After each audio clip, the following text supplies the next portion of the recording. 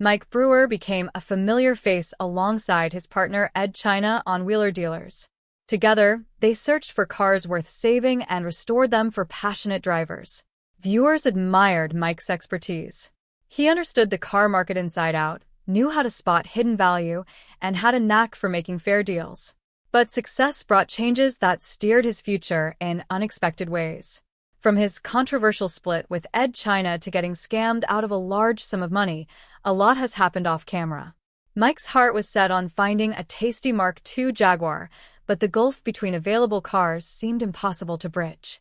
Some cars sat between £3,000 and £4,000, absolute basket cases, needing tons of work.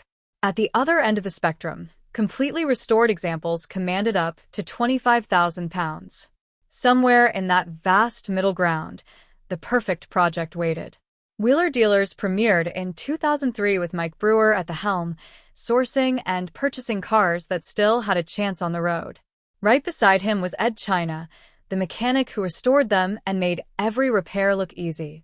On the show, the duo worked with a clear mission: bring each car back to life and prove it still had value. Their teamwork set the tone and gave viewers something to look forward to with every episode. Ed won the hearts of viewers with his skills, transforming the garage into a place where anything broken could work again. In no time, the pair built a reputation that traveled through the car world. Fans liked the chemistry between them, watching cars that looked too far gone become useful again. It didn't matter if the car was a cheap daily driver or something old and rare.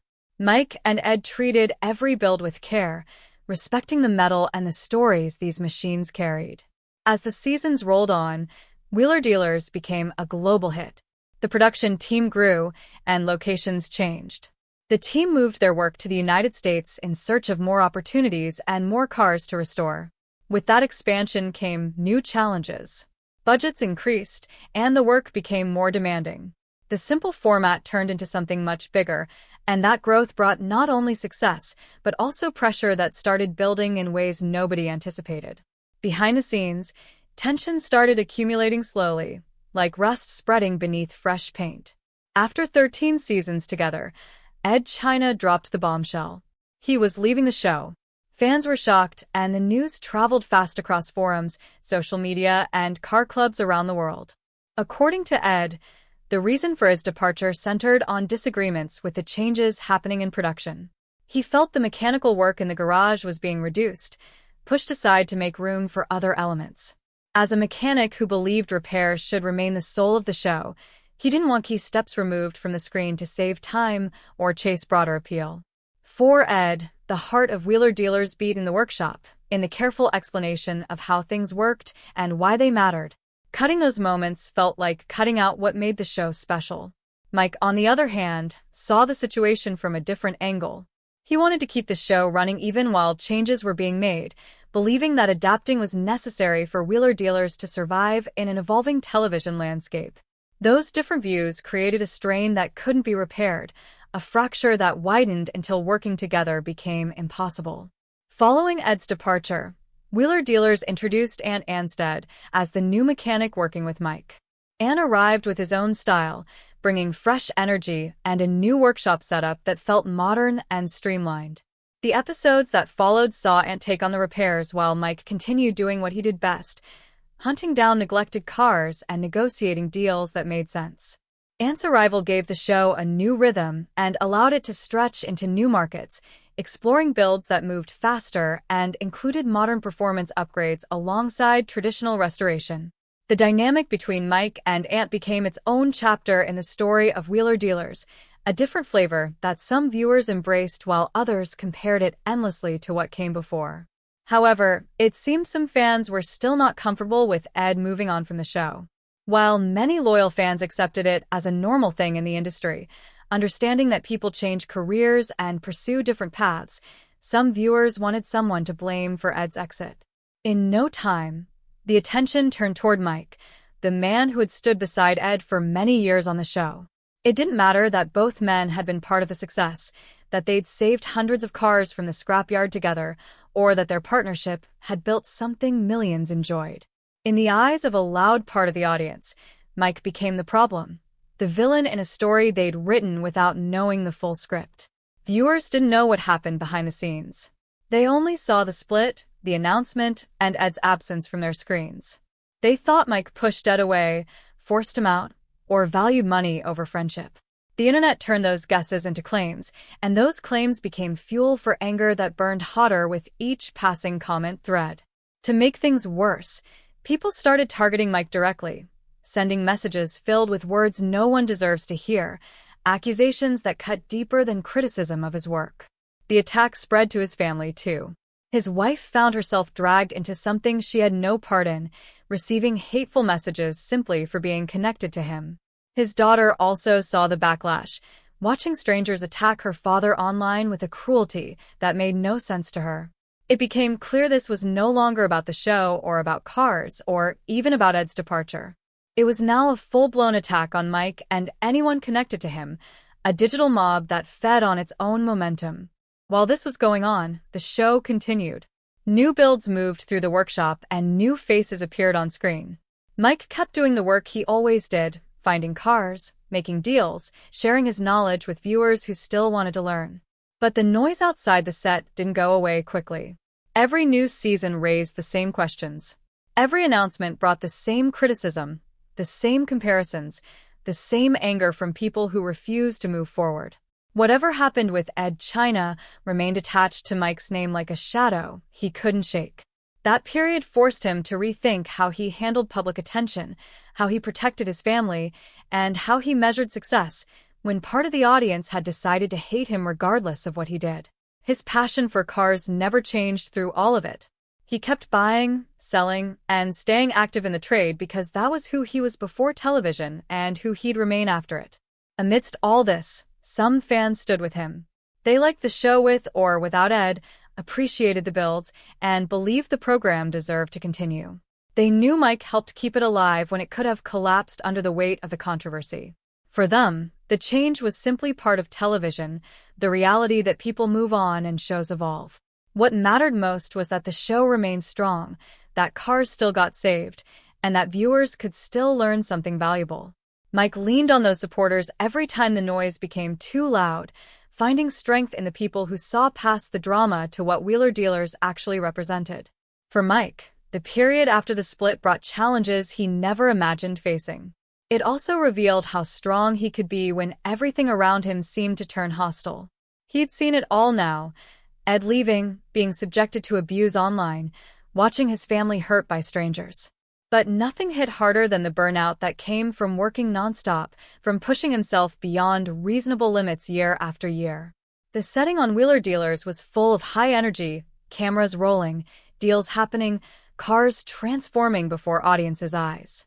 The little garage that once handled a couple of projects had turned into a full-scale production with tight deadlines, international locations, and expectations that grew with every season. The gear had changed, but the effort stayed the same, and that effort began to take a heavy toll on Mike in ways that weren't visible on screen. He spent thousands of hours moving across countries, through airports and hotels that all started looking the same. He traded sleep for the next episode, rest for the next deal, presence for productivity. Days that began with new projects and hopeful conversations ended in time zone changes, red eyes, and the same task of being ready for the camera the next morning no matter how exhausted he felt. What seemed glamorous on screen became a grind in real life, a relentless schedule that left no room for the ordinary moments that make life feel like living. In one particularly honest interview, he revealed his daughter had turned 22 and he'd been home for only a handful of her birthdays. She had grown up seeing her father on screen, recognizing him as the guy from the car show, but rarely having him in person when it mattered most. While cameras rolled and deals sold, he found himself missing family moments he could never get back, milestones that happened once and were gone forever. His days no longer felt like the wild ride fans expected when they watched the show. They felt like one long sequence of deadlines, flights, and fix-ups, a treadmill that kept moving faster no matter how hard he ran. The personal costs started to outpace the victories. Although he held the show together with strength and a smile, his smile during filming masked a different truth that lived behind his eyes.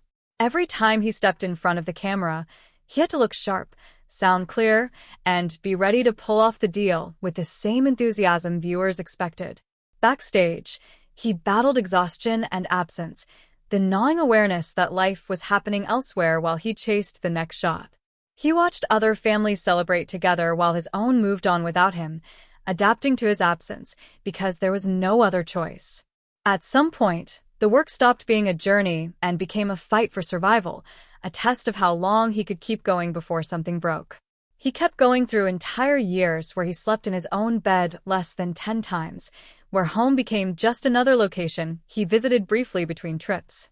The cars kept coming and the destinations kept changing, but the backstage pressure stayed constant, building like an engine running too hot for too long. The burnout built up quietly at first. He brushed it off as part of the job, the price you pay for success, the sacrifice required to stay on top. Then it became clear that the long days were no longer temporary. They were the new normal, the baseline from which everything got measured. He realized that years had passed without him being around the people who mattered most, that his daughter's childhood had happened largely without him, that his wife had learned to manage life as if she were single. He realized that showing cars at their best didn't mean everything else was fine, that you could fix 1,000 engines and still have your own life falling apart. He began to see that he too needed repair, just like the vehicles he once saved, that being good at rescuing things didn't make you immune to needing to rescue yourself. Mike looked back and understood how far he'd pushed himself, how much he'd given up in pursuit of something that was supposed to make him happy. The show gave him a career that many dream of, recognition in the car world, and changed his life forever. But the heavy workload also changed who he was as a person, wearing away parts of himself he didn't realize were disappearing until they were already gone. It revealed what a high price looks like when passion becomes constant pressure, when something you love turns into something you can't escape. Burnout isn't always evident to others. Sometimes it's just the slow realization that life moved forward without you, that the people you love learned to stop waiting because you were never there. For Mike, that moment arrived after years of running at full speed, and it hit him like a wall he never saw coming. He now knows the value of balance in a way he didn't before, understands that no success is worth losing the time you should have spent with the people you love, that some things can't be bought back or restored no matter how skilled you are. If you've been an avid follower of Mike and Wheeler Dealers, you'd agree that he's spent his life helping buyers avoid bad deals.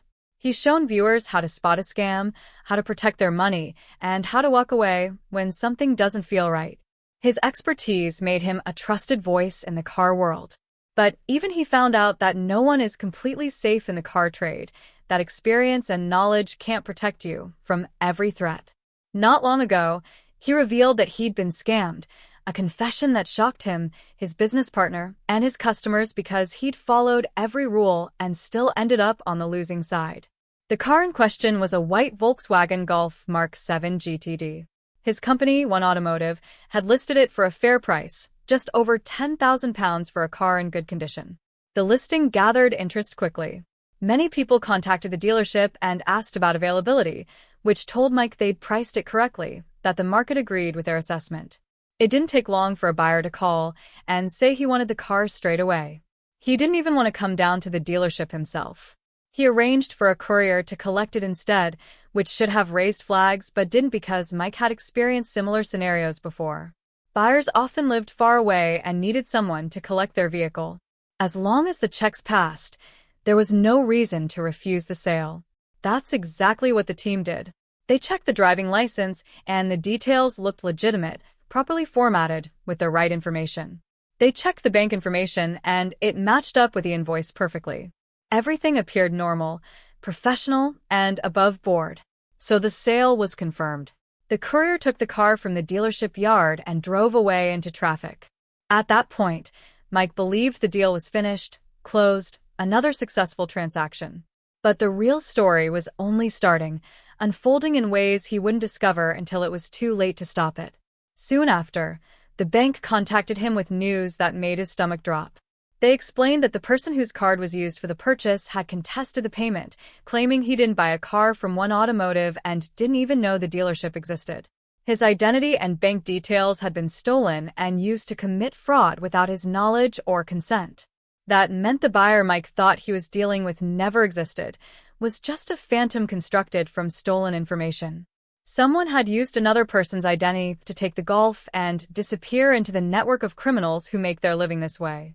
The money that appeared cleared for the sale was now being reversed, pulled back by the bank to protect the real cardholder. The bank wanted to refund the real owner of the card, which was the right thing to do, but left Mike and his business with a painful result. The car was gone, the money was gone, and so was the fraudster, vanished without a trace. For a dealership, that's the worst possible outcome. You lose the asset and the payment simultaneously. There's no return, no recovery, and no apology coming from anyone. The person whose details were stolen became a victim too, waking up to bills on their statement that they didn't recognize, purchases they never made. They demanded answers and their bank supported them, as they should have. Meanwhile, the thief moved on to the next scam, probably repeating the same process with another dealer somewhere else. Mike was angry because he'd done everything right. The checks were carried out properly. The documents matched perfectly. The steps the industry instructs dealers to take were followed carefully and completely. Yet none of those systems could protect the business from a criminal who knew exactly how to fool them, who understood the process well enough to exploit its weaknesses. The lesson hit hard, leaving a mark that went beyond the financial loss. It showed how the car trade has changed, evolved into something more dangerous than it used to be. Fraud no longer hides in back alley deals alone. It now lives behind enticing paperwork and smooth communication, wearing the face of legitimacy while stealing everything it touches. The situation forced Mike to speak up publicly about what happened. He warned his audience and customers to stay alert, to understand that even the most careful dealers can be caught off guard. If someone like him, with decades of knowledge and experience, can be fooled, then anyone can. The warning wasn't about scaring people away from the trade. It was about arming them with reality, helping them understand that vigilance matters more than ever. The scam was only a tiny fraction of the challenges Mike had faced throughout his career, but it represented something important. The understanding that expertise doesn't make you invincible, that the world keeps finding new ways to test you no matter how prepared you think you are. In 2010, Mike Brewer stepped away from the comfort of dealerships and workshops to take on a very different challenge. He agreed to host Frontline Battle Machines, a series that took him deep into war-torn Afghanistan, far from anything he'd experienced before. This time, he wasn't evaluating a weekend project car or a classic machine ready for a second chance. He was there to see the vehicles that soldiers trusted with their lives in one of the most dangerous places on Earth, machinery that operated under conditions no civilian vehicle would ever face. From the moment he arrived, Mike saw the reality of what these machines faced every day. He witnessed armored trucks rolling through dusty terrain filled with hidden explosives, each journey a gamble against threats buried beneath the sand. Helicopters landed in places where danger was always close by, where incoming fire was a constant possibility. Engines never rested because the missions never stopped, running day and night to support operations that couldn't afford downtime. The troops depended on these machines to bring them home safely, and every flaw could mean the difference between life and death. Mike listened closely as the soldiers explained the limits and challenges of their equipment, taking notes, asking questions, genuinely wanting to understand everything. Here, engineering wasn't about performance or aesthetics. It was about survival. The soldiers respected the fact that Mike came all the way from home to witness their daily struggle. Most people only read quick reports on the news, digesting their service in headlines and statistics. Mike wanted to stand where they stood and see the truth for himself, to understand what they relied on when everything fell apart. He asked how each vehicle performed under pressure, what worked and what failed when it mattered most. He asked what would make their jobs safer, what improvements could save lives. His attention made them feel seen, and many told him they appreciated someone